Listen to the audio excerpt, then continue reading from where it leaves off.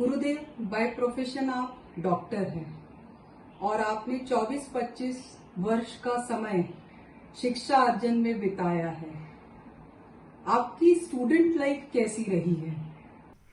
सबसे पहले तो मैं आपसे ये कहूँगा कि हमारे परिवार में थोड़े अन्य परिवारों से थोड़ा भिन्न माहौल था।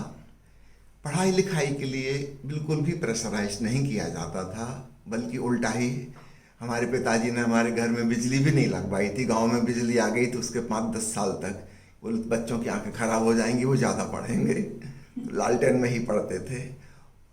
पिताजी कहते थे कि क्लास में 2-2 साल पढ़ो, पास मत हो हर साल, ज़रा अच्छे से मजबूती से पढ़ो। तो कोई जल्दबाजी नहीं थी, कोई टेंशन नहीं था, कोई प्रेशर नहीं था, पढ़ाई का कोई स्ट्रेस नहीं था। इस माहौल में हम लोगों ने पढ़ाई लिखाई की है,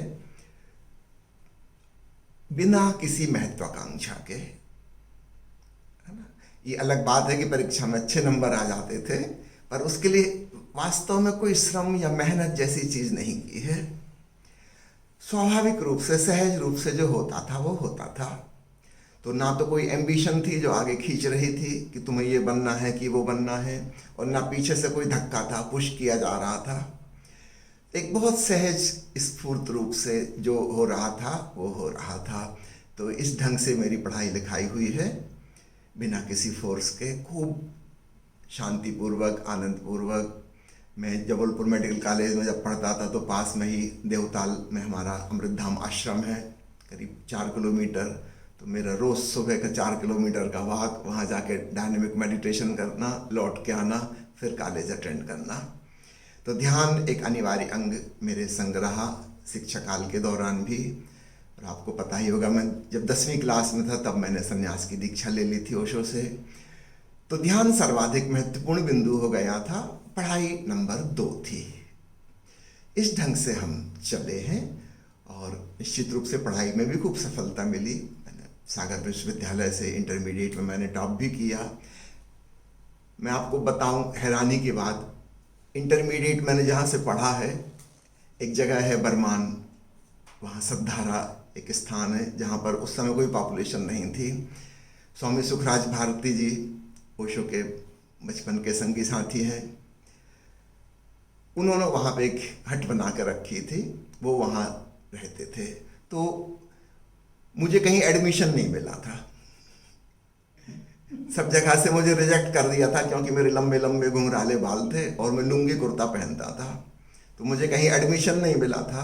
तो मैं 4-5 महीने बिना एडमिशन के मजा किया, छुट्टी मनाई, खूब अच्छी कीर्तन मंडली में जाके ओशो की बुकलेट्स वगैरह का विक्रय करते थे, वो करते थे, वो सब किया। फिर जब मैं लौट के आया, दिवाली तक का समय निकल गया था, करीब करीब 6 महीने निकल गए थे इस कॉलेज के। तब सुखराज जी ने कहा कि हमारे वहाँ एक प्राइवेट कॉलेज है, वहाँ पे आखिरी दिन भी, परीक्षा के एक दिन पहले भी एडमिशन मिल जाता है, 100 रुपया घूस लगती है। तो उन्होंने हमारे पिताजी से कहा कि क्या हम वहाँ ले जाएं? पिताजी ने कहा ठीक है ले जाओ। तो मुझसे पूछा, मैंने कहा ठीक। मेरी पसंद की जगह थी क्योंकि वहाँ नदी का किनारा था, मुझे तैरने का खूब शौक।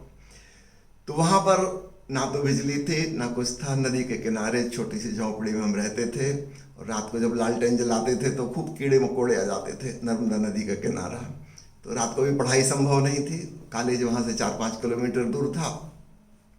और 6 महीने बाद हमने एडमिशन लिया था।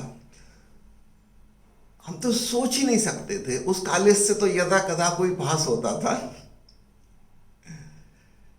जब रिजल्ट आया तो मैं रिजल्ट देखने ही नहीं गया, डर के मारे कि मुझ फेल ही हो गया होगा। एक दिन एक पत्रकार का फोन आया पिताजी के पास कि आपके बेटे की तस्वीर चाहिए। उन्होंने कहा क्या करना है, वो भी घबरा गए थे, बेटे की तस्वीर क्यों चाहिए? उन्होंने कहा कि उसको अखबार में छपवाना है, यूनिवर्सिटी टॉप किया है। पिताजी ने बोले हो ही नहीं सकता, उसने पढ़ाई लिखाई ही नहीं की, वहां नदी में वो तैरता रहा, हमें पता है खूब अच्छे से, उसने कुछ नहीं किया है, कुछ गलत न्यूज़ होगी। उन्होंने मुझसे आके कहा, मैंने कहा निश्चित रूप से कुछ गलत न्यूज़ होगी। फिर मैंने अपने एक दोस्त से कहा कि ज़रा रिजल्ट देख के आओ। वो कॉलेज जाके उसने पता लगा के बताया कि वास्तव में तुमने यूनिवर्सिटी टॉप किया है। हमारे पिताजी नाराज हुए कि तुमने खूब पढ़ाई की होगी, वहाँ लालटेन में आँख फोड़ फोड़ आँख खराब कर ली होंगी। मैंने कहा पिताजी मैंने बिल्कुल नहीं की पढ़ाई, अब पता नहीं कुछ गलती से मेरे नंबर चढ़ गए होंगे, किसी और के नंबर मुझे मिल गए। तो मैं प्रिंसिपल साहब के पास जाकर बोला कि सर मैं वो नंबर रीचेक करवाना चाहता हूँ। वो कहने लगे क्यों, वो तो जो लोग वो फेल हो जाते हैं, कम्प्लीमेंट्री आता है, वो लोग नंबर चेक कराते हैं, दोबारा पेपर चेक कराते हैं, तुम क्यों करा रहे? मैंने कहा मुझे गलती से किसी और के नंबर मिल गए, ये मेरे नहीं हो सकते, मैंने तो पढ़ाई लिखाई की नहीं कुछ। वो हंसने लगे, बोले हद हो गई, ऐसा भी कभी होता है कि दोबारा पेपर चेक कराए कोई यूनिवर्सिटी टॉप करके। तो मेरी पढ़ाई लिखाई इस प्रकार से हुई है। मेडिकल कॉलेज में भी मैं इसी प्रकार पढ़ा हूँ। आपको एक बात बताता हूँ जिस पे किसी को भरोसा नहीं आता, मैंने मेडिकल कॉलेज में टेक्स्ट बुक देखी ही नहीं है, खरीदने का तो सवाल नहीं, लाइब्रेरी भी कभी नहीं गया, मुझे अभी तक नहीं पता कि मेडिकल कॉलेज की लाइब्रेरी कहाँ है। क्लास में टीचर जो पढ़ाते थे वो जो मैंने क्लास नोट्स बनाए हैं बस उतना ही मैंने पढ़ा है, उसके अलावा कुछ भी मुझे नहीं पता। उस जमाने में तो इंटरनेट और गूगल भी नहीं होते थे। हैरानी की बात है, मुझे खूब अच्छे नंबर मिलते थे, मेरे दोस्त परेशान होते थे बेचारे, रात रात को आंखें फोड़ कर पढ़ते थे, कहते तुम कभी पढ़ते ही नहीं, सुबह से तुम चले जाते हो ध्यान करने, 3 घंटे बाद लौटते हो, रात को तुम्हारे कमरे की कभी लाइट जलती दिखती नहीं, तुम्हारे पास किताबें भी नहीं है। मैं कहता कि टीचर्स जो पढ़ा रहे हैं वो लोग इतनी मेहनत करके आते हैं, उनसे अच्छा कौन बताएगा। और वो छोटा सा नोट बन जाता है, क्लास नोट्स, बस उसी को पढ़ के अपना काम चल जाता है। इस ढंग से बिना किसी एम्बिशन के, बिना किसी प्रेशर के, बिना किसी स्ट्रेस के मैंने अपनी पढ़ाई लिखाई की है। और ऐसा हर बच्चे के जीवन में हो सकता है यदि परिवार, समाज, शिक्षक ऐसा माहौल पैदा करें।